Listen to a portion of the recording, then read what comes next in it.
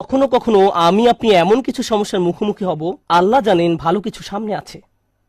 কখনো কখনো ভালো যা কিছু আসছে তা আপনার নিজের জন্য, আবার কখনো বা অন্য কারোর জন্য, আবার কখনো বা অন্য কারোর জন্য।